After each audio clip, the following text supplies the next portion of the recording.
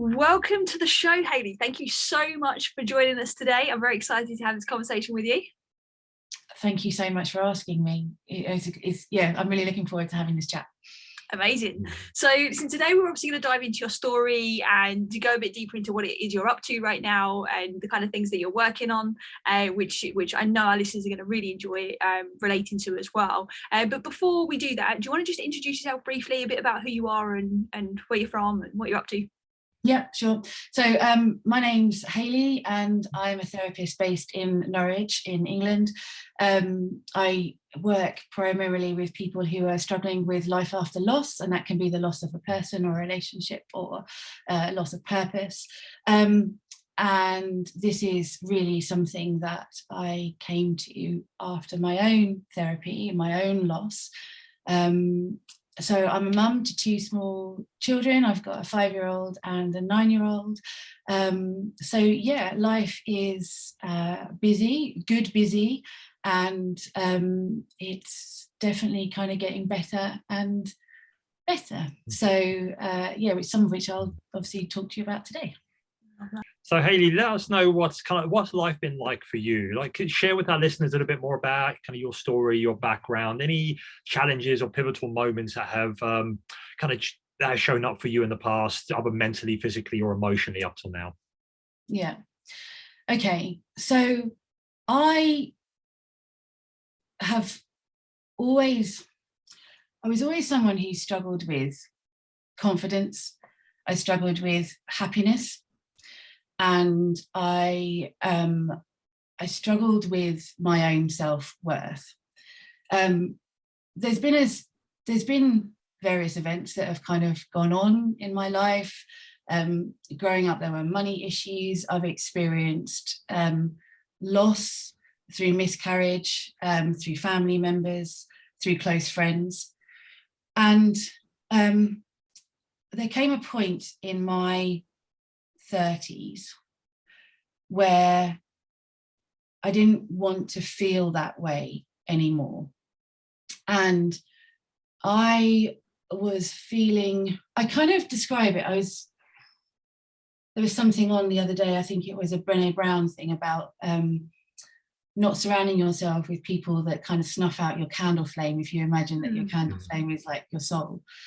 And I realized that I was a bit of a candle snuffer. I was a flame snuffer, but not just for other people. Like, that came because I snuffed out my own flame on a regular basis. And I wasn't very good at being kind to myself on many levels. And therefore, I don't think I was very good at being kind to other people, although I think I was probably kinder to other people than I was to me. And I've realized, I carried a lot of shame. I carried a lot of insecurities about not being good enough and fear. There were various things that had happened. My parents had started a garden centre, which was their dream job and a dream business. And they started at the beginning of a recession, and they lost it. They lost everything. And as a result of that, there was many other things that kind of happened. And one of the things I learned a few years ago was that I'd seen somebody take a risk for their dream and fail, and be criticized for that. And I didn't realize up until my late 30s that I carried that with me all the way through, and that really impacted on so many of kind of my decisions. So in my 30s, I decided to go for therapy, and I started to uncover some of these things. I started to think about a different way of kind of thinking, started to surround myself with people who kind of thought the same.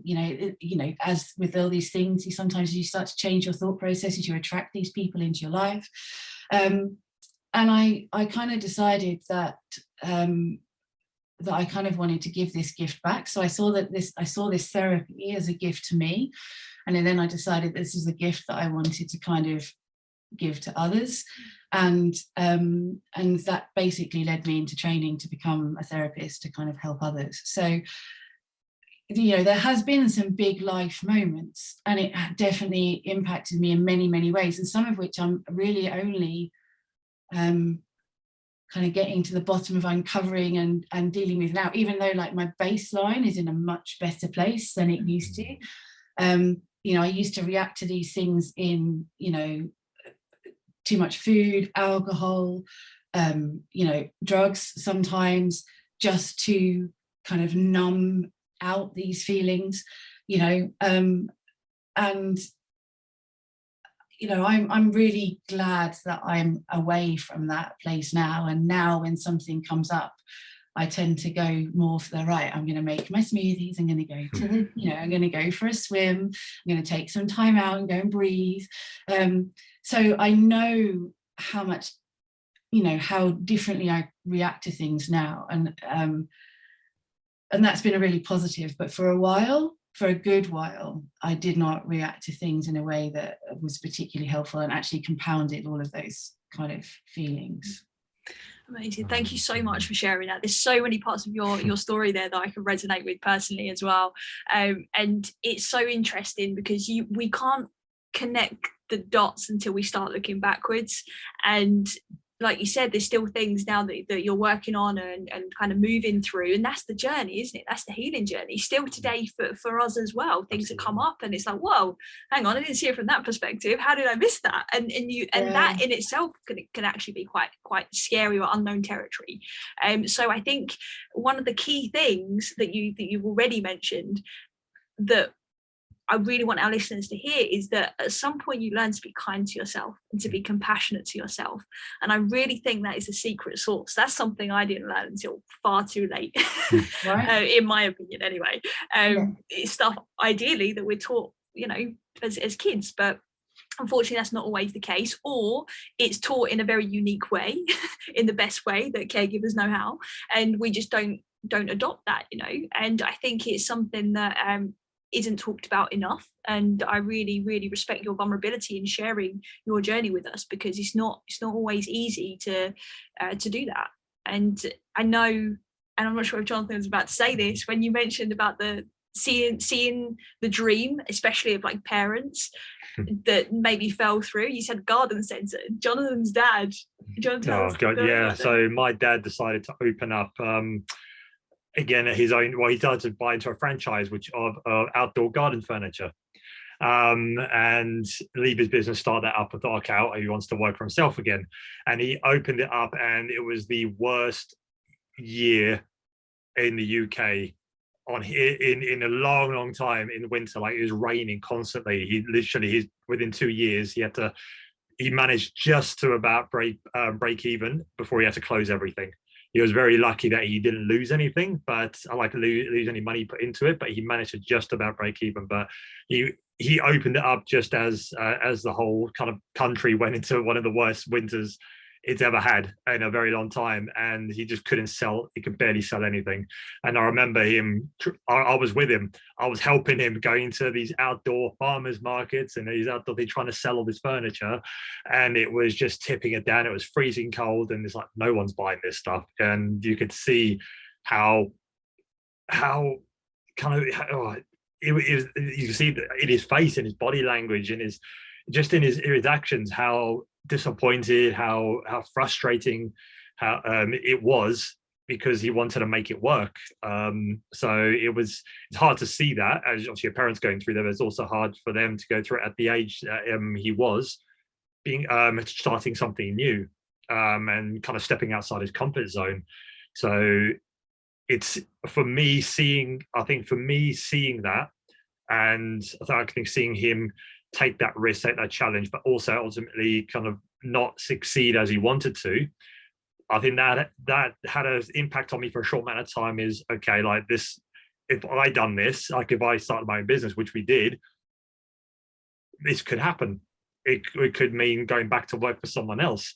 And I think it was in my mindset for a little while, until I realized actually it could happen, but I can still I can still try again as an alternative. As well. I've everything. I may have lost the business, but I've learned all these new skills, all this new knowledge that I can now take into reinvigorating, reimagining a new way of working, of opening a business. So it's really helped me to shift my mindset on that. It's not about you haven't failed. It's just you've learned a lot of new things that can help you speed up the process the next time, as long as you change, like you said, is change your perception, change your thought process on how you think about it. And it's just so powerful. You've got those two mindsets there: defeatist or opportunist.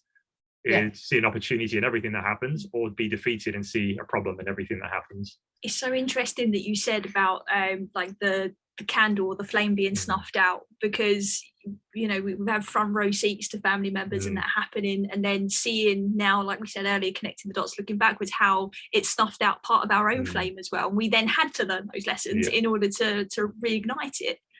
Yeah, and there was so much shame, and this is a big word for me at the moment, so it's coming up a lot, and I'll maybe talk about a little bit about that, because it's strongly linked to like the subject really. But there was so much shame, you know, like you say, from the family members looking down on my parents. There was shame because, you know, I had to hide where I lived. My parents didn't want anyone to know that we had to live in caravans for a while, and that was my teenage years. And you know, as a teenager, it's all about, you know, or it was back then, you know, what you felt was important was, you know, the type of shoes that you wore, or the this, that, and the other. And you know, I didn't realize that was a thought in my head.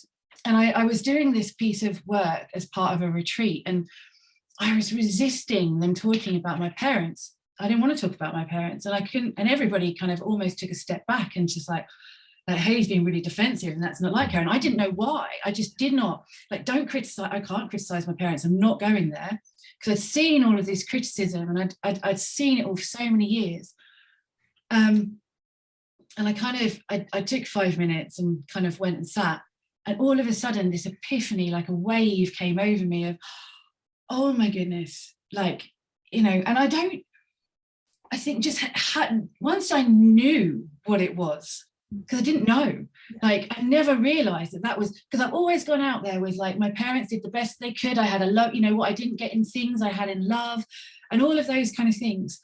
So I was like, there was nothing bad there. It was all good. It was all good. And then I realized actually it was some of the secondary stuff, you know, it's not necessarily that, it was some of these other things that I'd witnessed that actually were still having an impact. And once I realized what was here, why I felt like I needed to stay, you know, in this safe space and not kind of like step out or not show up, you know, then I could just start working on changing that up. And that is an ongoing process. That's, you know, and I'm fine with that. That can be ongoing for the rest of my days as far as I'm concerned. Like I'm good with that.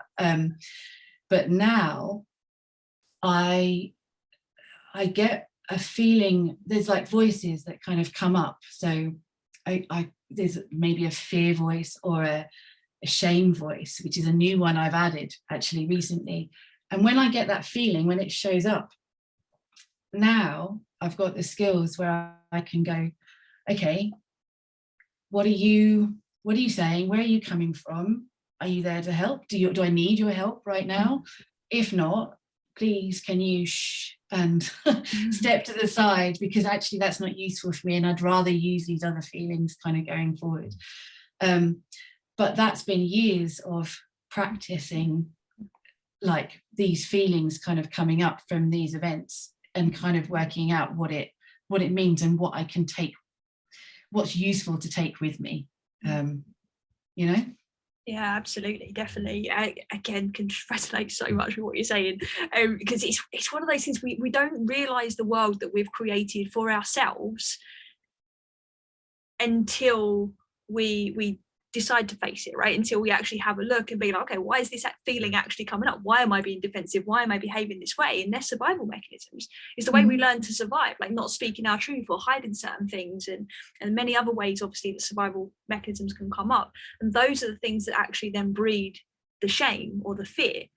And you've mentioned there the way you kind of converse with that little voice in your mind, which is lovely, and again coming from a place of compassion, because compassion is like the antidote to shame alongside forgiveness, self-forgiveness. So I'm curious to know, if it's okay to ask you this, if how your relationship with self-forgiveness has been. I think it's ongoing, and I think it's always going to be a process in terms of realizing what there is to forgive in the first instance. There's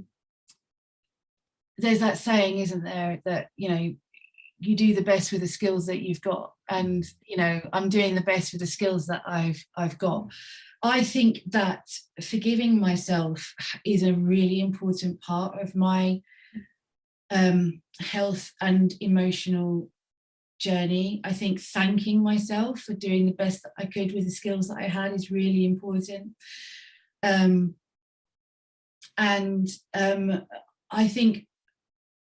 I think I'm only going to get better at it. The more realization the more awareness that I have.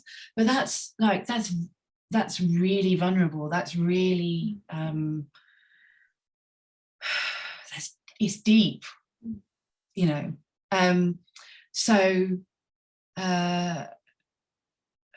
It's all about, for me, being around the right people. Like, there's a support that I still kind of rely on when I have these moments of kind of a bit of self-awakening or a bit of epiphany about, you know, the reasons why I'm doing certain things or reacting in a certain way. I've got a network of people now that treasure that information that I share with them, and allow me to be in that space for however long, you know, and that's key, actually. So yes, I'm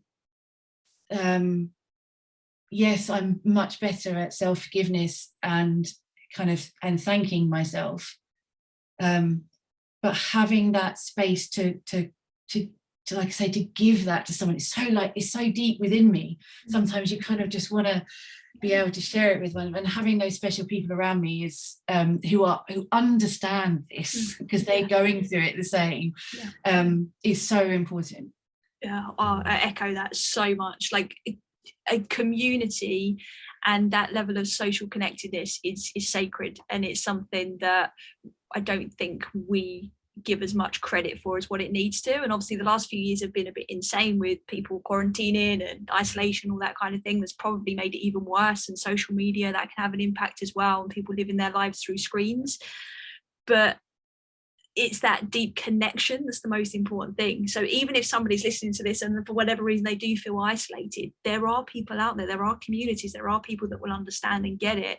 You've got to have that little bit of courage to find it and step up and find that community, because it's going to be unique for everybody, but it's so important, and I don't think we give enough credit to it. God, no, absolutely. Whereas I think that's one of the most neglected things when we start looking at change within ourselves, is start thinking, okay, how can I change this? I want to be a better version of myself. And we forget about, okay, we need support. We're human beings. We need that network and that support and that community. And but when we look at the community that's currently around us, we go, we don't ask ourselves that question: is this community serving me? Are they aligned with my needs? Are they aligned with what who I am and where I'm going? And if not, it comes a difficult question, is why people don't ask themselves is, okay, maybe I need to find a new community that is aligned with the person I'm being and the person I'm becoming. And I think that's a hard question for a lot of people to answer, because that might mean taking a step back from certain people in your community, and that whether that's spending less time with them, or even altogether maybe even cutting people from your community. And that's a difficult thing for a lot of people to think about, which is I think why they don't tend to think about community. They just say, no, I can do this on my own, I don't need support, everyone's around me, they're fine. Guilty. Yeah. Completely guilty. I can do everything on my own, that's what I learned, right? Exactly. But that's part of the problem. I had it's slightly unrelated but also related. I lost a friend in COVID to cancer, and something that she said when she was poorly is always stuck with me, was that she realized that she had friends for the good times and friends for the bad times. So friends that only wanted to show up when things were good, friends that only really showed up when things were bad, and then friends that kind of covered both bases. And then she said, and I'm okay with that. Mm-hmm. Like, I'm good with working out that there's different people have got different skills, and I'm good with that. Mm-hmm. And I use that on a regular basis when I'm thinking about things. It's okay that there's people in my life that I choose not to share this stuff with. They take on a different role. But there was definitely a gap for these people that I can connect with on this level. And like I say, I'm very happy to say that Mm-hmm. there's been some beautiful people that have kind of stepped into my life. So it doesn't have to be an all or nothing thing. It's just an opening up and an understanding of that, I think. Yeah, absolutely. That's a beautiful point, because it's acceptance, isn't it? It's acceptance for what is without trying to change anyone. And when we remove that layer of judgment, in a sense, and as if we need the world to fit into where we are on our journeys, it doesn't work like that, right? Everybody's on their own journey. And if we can honor other people's journeys along with our own, well, that's where the magic starts to happen. I think that's where the fun starts. Yeah. So listen, Hayley, speaking of community, obviously we met at the start of this year on High Performance Mastermind with the legend JP videos. If anybody's listening to this, I want to look him up. And obviously one of the things that really called me to you and to connect and just left me with intrigue was your personal goal of reversing your diabetes diagnosis.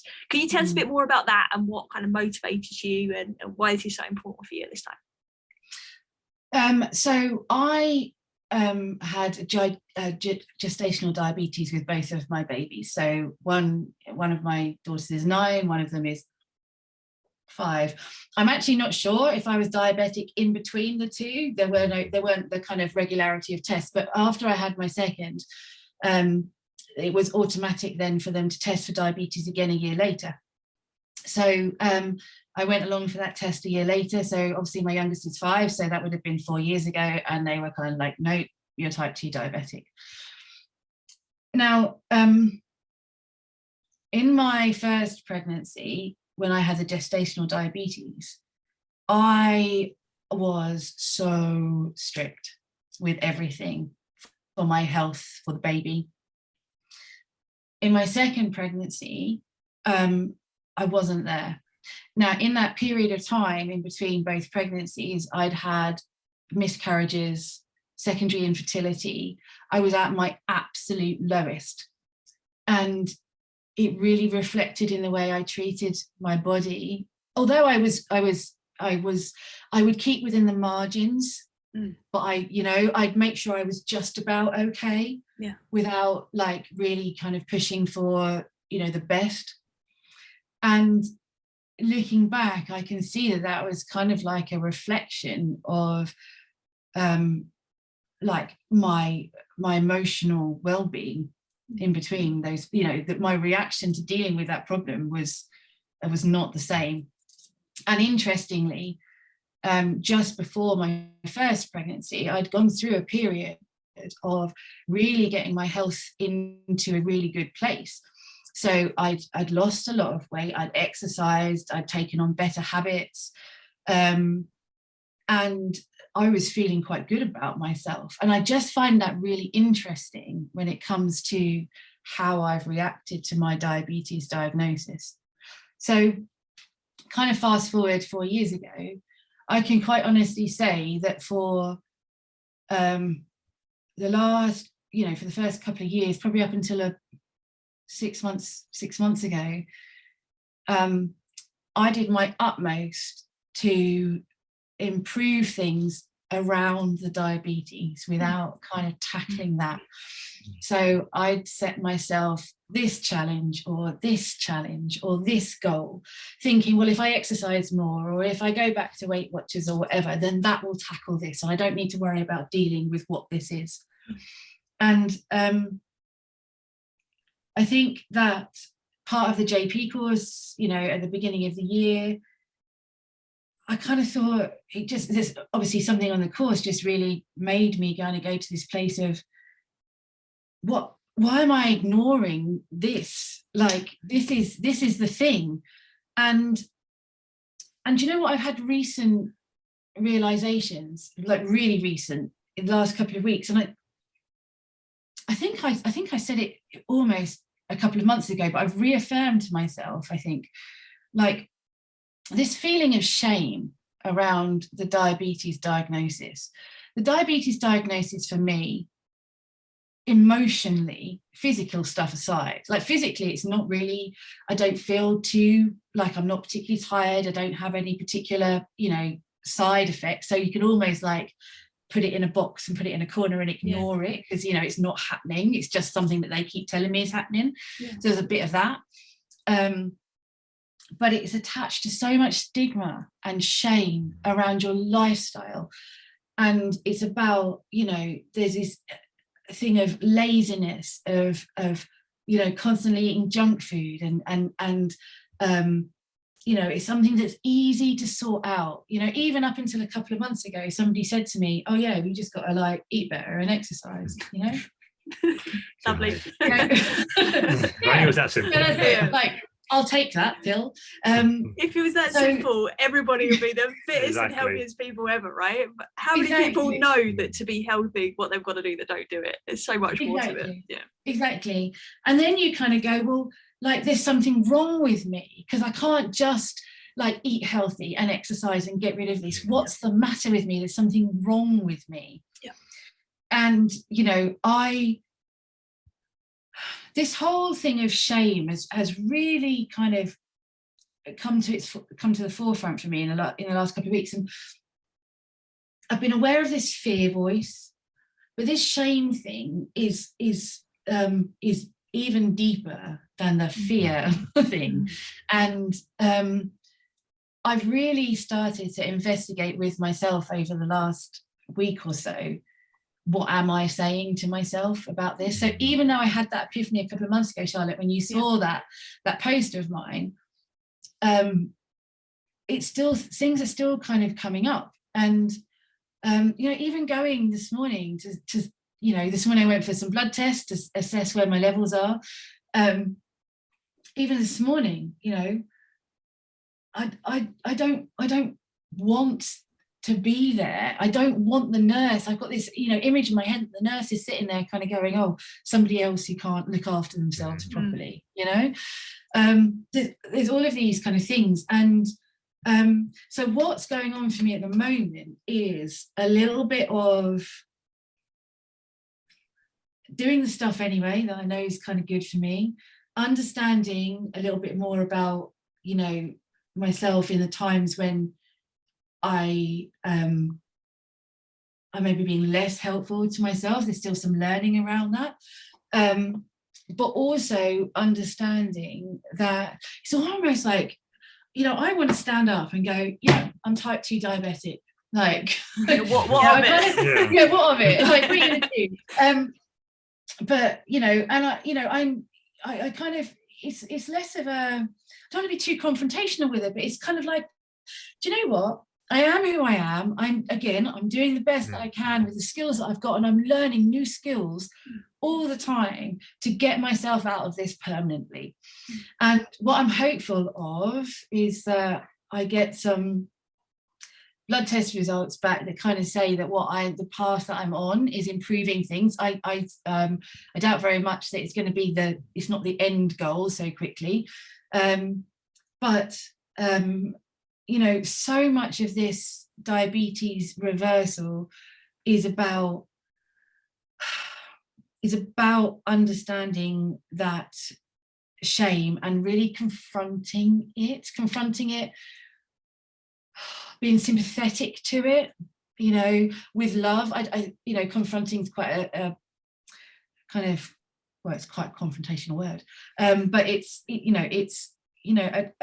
approaching that part of myself with compassion, and kind of doing that thing where I'm kind of like, right, okay, you've got to this place, it's all right, it's okay, we just take a breather, and then we're kind of move on to the next place. But you know, not many people kind of get that about diabetes, that this is more than just that. This is like, this is deep stuff, you know. This is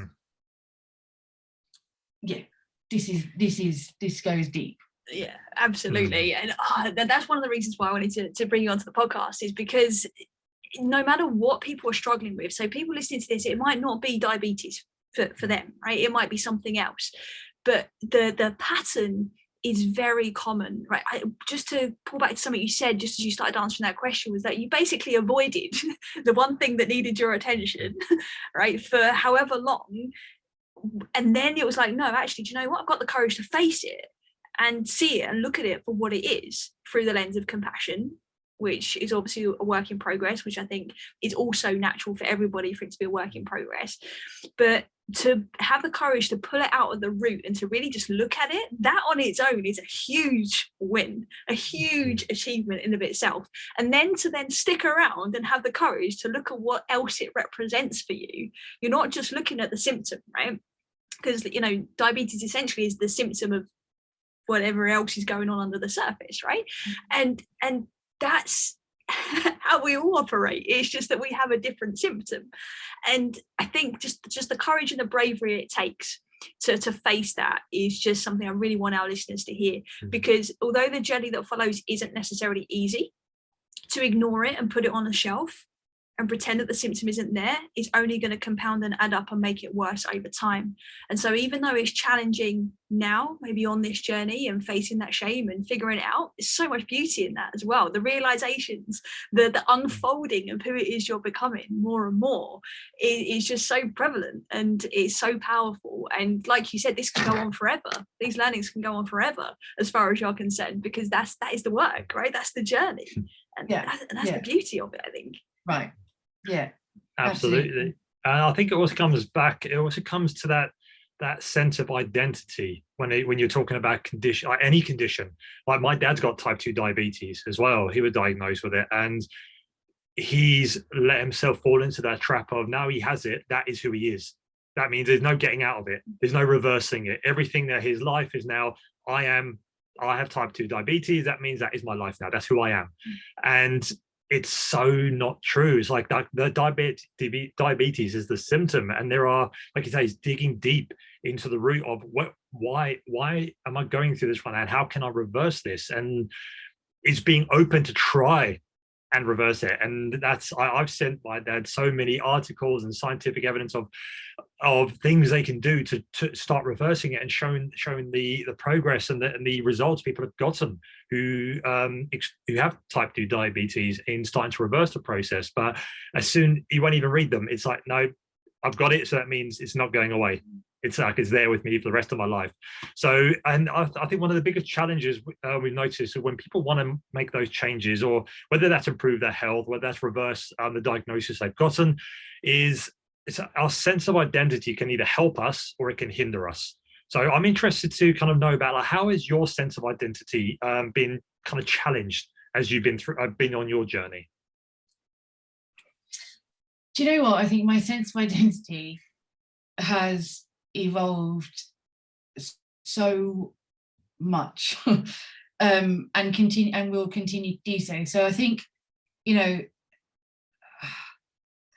I remember that when I was at high school, the kind of the one, and it must stick because that's why I remember it, right, is Hayley, you know, like I've just been defined as by a teacher or my parents. It was one of those parents' evenings. Hayley's a B grade student. She'll just, you know, she's never going to really excel at stuff, but she kind of just, you know, floats around under the radar. And that sense of identity, you know, I'm just going to be good enough, a bit like how I treated my diabetes, gestational diabetes diagnosis in my second pregnancy, was I'll just do enough, not too much, enough so that I'm comfortable, but not too much so that I'm kind of going to put myself out there, because, you know, that's a scary place, and I don't want people to kind of see that. And you know, my identity was I think, very much shaped by what other people, or what I thought other people thought.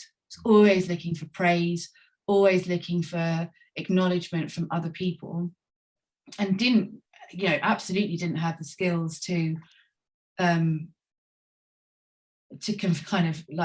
support my own self. And then just trying to think about pivotal points really in how it's changed. Like, there was a point at which, I set a challenge beginning of last year to run a half marathon. And I think it's probably the first challenge that I've set myself and seen through to the end. And so it's significant for me, really significant.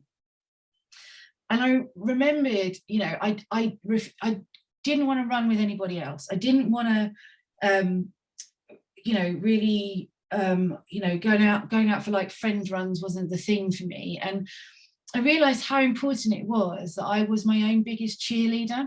And that's what I'd say as I was running around. I'd be like, no, you are accountable to you. You're getting out for you. You're going every morning for you. You're not going because you've arranged to meet somebody and you're going to let them down. No, like, you're going to be your own biggest cheerleader.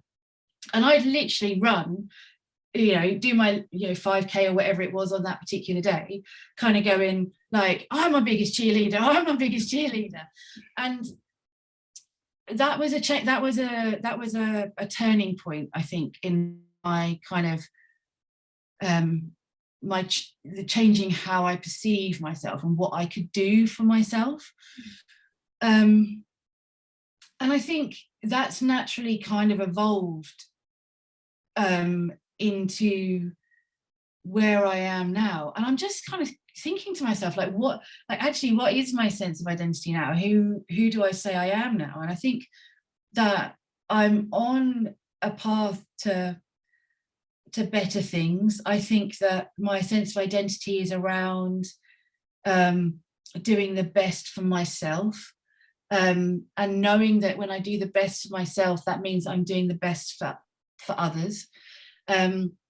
That my energy is so important, that thing that we talk about a lot, and that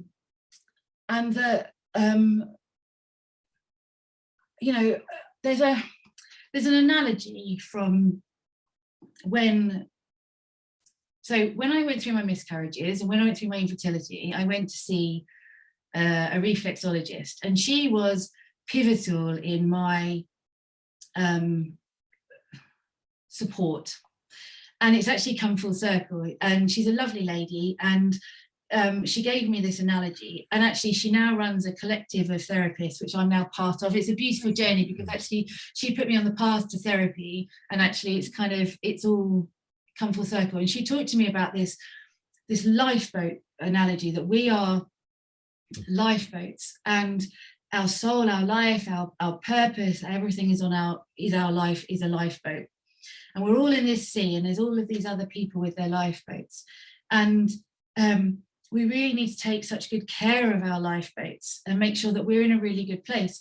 But what we mustn't do is take too many other people onto our lifeboats. Like, if somebody is sinking, we can't take them on, but we can offer advice and experience, and they get to choose to do with that what they will. And it was just one of those kind of things that I've always remembered, in terms of so much of what I do now is about looking after my lifeboat appropriately. And I feel like a child almost at the moment, with discovering these new things and these new feelings and these new experiences as I go along this journey of kind of like testing out what kind of feels good. I feel like I've digressed from the question around like sense of identity, but like I feel like I'm a bit of an explorer now, and I'm to comfort zone. When I did that values exercise a few years ago, like comfort was high on the list, and I didn't realize I could change it. I didn't know that. So I did these values and realized comfort was important, and then it stuck there. And then I watched this thing where somebody said, sometimes if you want to change something, you have to change your values slightly and maybe decrease the intensity of something. And I was like, oh, I can change. That's exciting. And like, so I've got really comfortable with being uncomfortable. And I used to say that a lot also doing the kind of the half marathon thing. And so my values have changed from comfort being like massive, you know. And when I think about that, I think about like my sofa and the TV and switching off and not speaking to anybody, to this value of like adventure and experiences, which, you know, I'm kind of like comfort who now. Nice. And so my sense of identity has changed massively on this journey, this path that I'm on. And I cannot tell you how happy I am about that.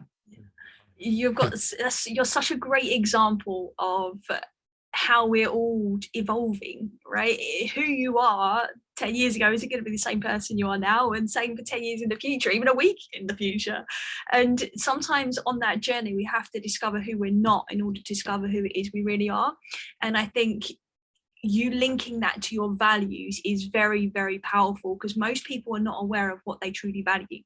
They are aware of what they have learned to value based on how they've been raised.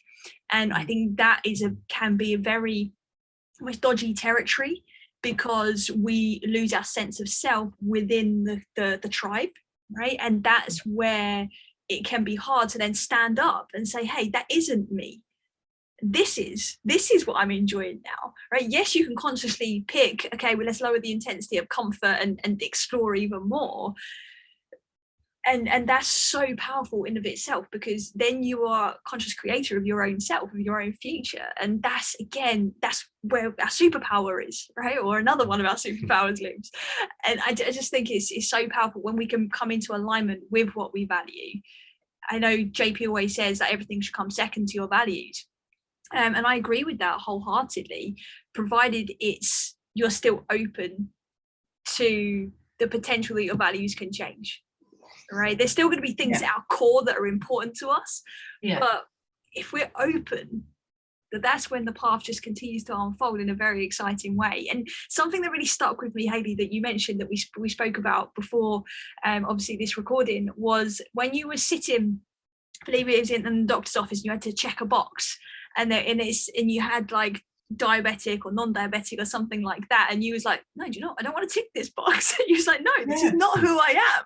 It's really resisting. Like I resist it massively, because like it happens when you go to the dentist, it happens when you go for massages, any beauty treatments. Diabetes is on the list of things that they kind of want to know about. And every time, like it was just this epiphany of like, every time I tick this box, I'm affirming this to myself. So like, I don't want to affirm this anymore. Like that's you know, so now I just have this process of kind of like ticking the box and kind of going, you know, almost kind of like, not for long. Like, nice. I like that. You know, that kind of okay, this is a temporary kind of, you know, ticking of the box. This is not a permanent ticking of the box. So I kind of have to have a little chat with myself about that, as I do quite often have these little chats, as you've probably picked up from this. But that's what we all need to do more of. The more we can really look at what is going on inside, the easier life will get in the long term. Maybe not in the moment. Sometimes it can be confusing, and sometimes we feel a bit lost with it. But the more we can look at that and honour it compassionately, again, the story just unfolds in such a magnificent way if we let it. But it's letting go of that resistance to it, I think, is another key point that you've talked about a few times today. And again, not always easy to do, but with the right support and the courage, you can. Absolutely. And it's been a practice. You know, we talk, you know, I think there's an analogy we've all probably used before about, you know, emotional marathons, right? A physical marathon, you don't kind of go, all right, okay, I'm going to do that tomorrow with no training. You know, that you've got coaches, you've got the right nutrition, you've got like weeks of, you've got these plans in place about how it's, you look at how somebody's done it before and then you repeat what they've done. You know, this is so much trickier, but it requires the same amount of practice, because there is no plan for you. You know, there's guidance and there's coaches, but you kind of, you know, you're feeling your way through your own training plan and building it up, you know, with every step that you take, with your emotional health, with what works for you. Because, you know, swimming for one person would be walking for someone else, you'd be hiking for somebody else, you'd be, you know, kayaking for somebody else. It's a different thing. And, you know, I'm not a knitter, but I've got friends who, you know, love knitting. You know, my husband plays in a band, but I can't play, you know, not musical for toffee, but that's his thing. And I've had to work out what mine is. And all of this takes practice. And, you know, this ability, this thing about being able to understand I've got a feeling, and then work out what it is I'm thinking, and then work out what I'm going to do with that, has taken years of practice.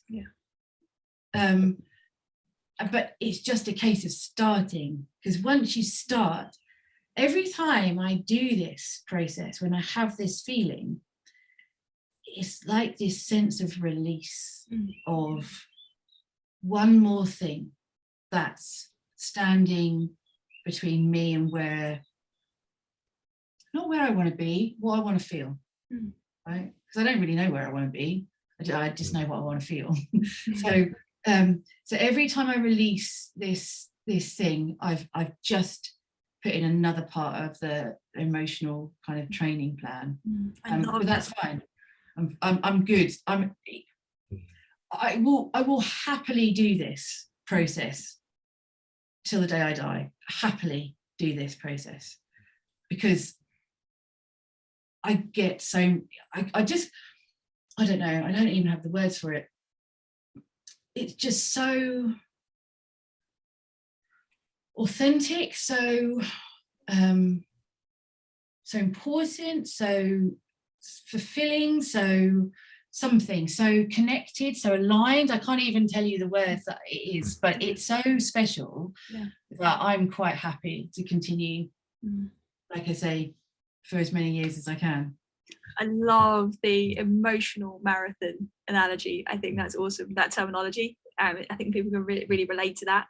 And yeah, the emotional marathon is sacred. That's the way I would describe what you've just described, the way I see it, the way I feel it is. And it's interesting.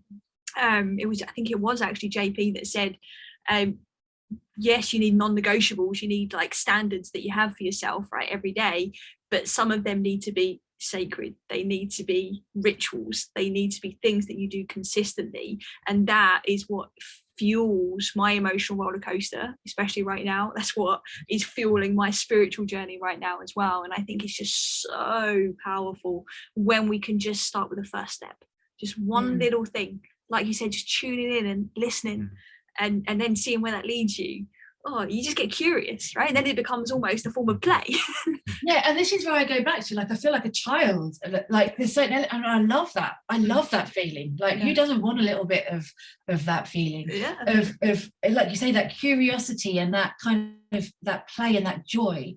Like, I genuinely think as adults, like, we're not encouraged to get joyful enough. You know, it took a lot actually for me to do it. But I remember being at the top of a hill with my daughter on her bikes, and she just went down the hill, like legs out, off the pedals, and she went, I'm a wild child. And do you know what? I copied her. I did the same thing, and it felt so good. Like that. And I thought, this is a different feeling to going on a bike ride because I have to, because I've got to lose weight, because I need to I need to reverse my diabetes, blah, blah, blah. That was a whole different bike ride experience. And now I can't bike down that hill without at least in my head going, I'm a wild child, you know? And it feels so good. And I think finding joy in life and finding excitement and finding adventure and experiences and all of those things. I mean, I know, like, it must seem, probably not, but like, you know, we're talking about my diabetes diagnosis, and I'm talking about joy and excitement and purpose and all of these things, but they're all part and parcel of the journey, for want of a better term, of the path. You know, me connecting with that side of me, you know, I want to, you know, I don't want to do exercise. I feel like I have to because I need to, because the doctors told me to. I want to fall in love with what I do. And I'm exploring the ways in which I, you know, or the different ways in which I can fall in love with doing it, so that and when I have those feelings of joy and excitement when I'm doing something like, you know, exercising, then it's so much easier to do. And I know that then that's a part and a staple of my life, as opposed to it being this like another big stick to kind of like beat myself with the whole time. It's like you know, you're pulled into something rather than being pushed into something, and finding something within what you're doing that's joyful and exciting and, you know, really pleasurable is so fundamental to this as well. And it's possible. Like, who knew that I would feel, genuinely, no one would have thought that I would feel good about exercise. I'm pretty sure that everyone, you know, 10 years ago would have been like, you know, not Hayley running or Hayley doing this. And I definitely didn't think I was capable. I thought it was a pain only option, but it's not. Yeah. Look at you now. Exactly. I think a lot of people feel like that, don't they? They think that, oh, this is life. Is we're meant to suffer through things and do things we don't like, but that's not always the case. It is a case. It's never the case. Yeah, but it's never the case if you choose to live the life that you want. If you want to create for yourself, and you can find joy in anything you do. Is like you're saying, it's feeling that pull towards something, as opposed to being pushed into something and going, oh, you should do this. You'll be really good at it, and you're going, yeah, okay, I'll give it a go, and then you know that it doesn't feel right for you, and so you say it's feeling that pull towards something that really helps you to find that passion and that joy. And a diabetes diagnosis is a push. Yeah, they're telling you everything that you've got to do, right? They'll sign you up to Weight Watchers, you know, they'll tell you to kind of go to the gym or start walking more, whatever, but they're pushing you into doing this stuff. And you know, you can get really wrapped up into that. And again, it's only because I've done this other work on me and my worthiness and shame and all of those kind of things and my self-worth, have I realized that, you know, in the words of kind of Gabby Bernstein, I don't know, you know, it feels good to feel good. And like, I've really started to embrace the fact that it feels good to feel good about everything that I'm doing, kind of going forward. And that includes reversing my diabetes diagnosis. You know, it's really important to me that I feel good and have the joy and all the rest of it alongside it. And I'm still learning how to kind of to balance this so that I'm moving forward on my diabetes diagnosis, and at the same time I'm finding that joy and success. But that's fine. It's all good. I'm moving. I know I'm moving in the right direction with it all. Absolutely. Exactly. And it doesn't matter what those tests ever come back and say, even the ones that you went and had today, right? Because you know you're on the right path. I do. And I know how much I've improved it all in the last 6 months, regardless of what the tests say. I know how far I've moved forward on it. Yep. And again, I'm my own biggest cheerleader. You know, I don't need to prove that to anybody else because I know. Yeah. And if I'm having one of those days, you know, like hormonal, I find week 3 as part of my cycle is generally the one where I'm the most kind of down on myself, and I have to, you know, it's one of those voices again. I go, shh, if you're still relevant next week when my hormones are changed, then we'll talk. Exactly. But until then, thank you very much. So I do that on a monthly basis, and you know, I I can easily write a list of all of the ways that I've improved, how I'm more consistent now, what things I've enjoyed, what I've test and learn, right? Like there's no prescription for this. What I've tested, what maybe I haven't enjoyed, what I have enjoyed, and I can write a list to prove how far I've come, should I need to prove it to myself. Yeah. But normally just saying, well, I can write a list and then my brain goes into place is normally enough. Exactly, right. It does it by itself now, on automated to the point where you don't even need to probably do that on some days. Yeah. So listen, is there anything else, Hayley, that you would like to add to this conversation before we wrap up? Any final words?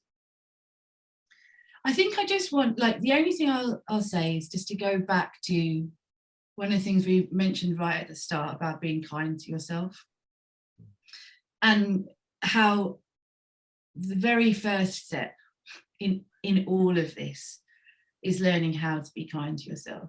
You know, if you can, sometimes, you know, the things that we say to ourselves, we would never say to anybody else. And I think if you imagine, if you start to take note of what you're saying to yourself, that's the first step with all of this stuff. And then you think to yourself, well, would I say that to, you know, an impressionable teenager, young child sitting on the sofa? Would I tell them how crap they are at this and how rubbish they are at, and they're not worth this and they don't deserve this and they're not good enough? You would never do that to encourage them to get to where they want to go in life. In fact, you'd be their biggest supporter. So, you know, it comes back to being your biggest cheerleader, and being kind to yourself is definitely and absolutely the first step. Nice.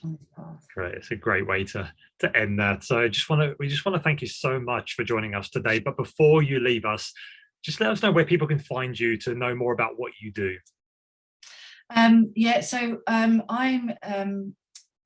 I'm a therapist at the Stebbing-Mills.co.uk, and you can find me on Facebook at the Stable Space, or via the website www.thestablespace.co.uk.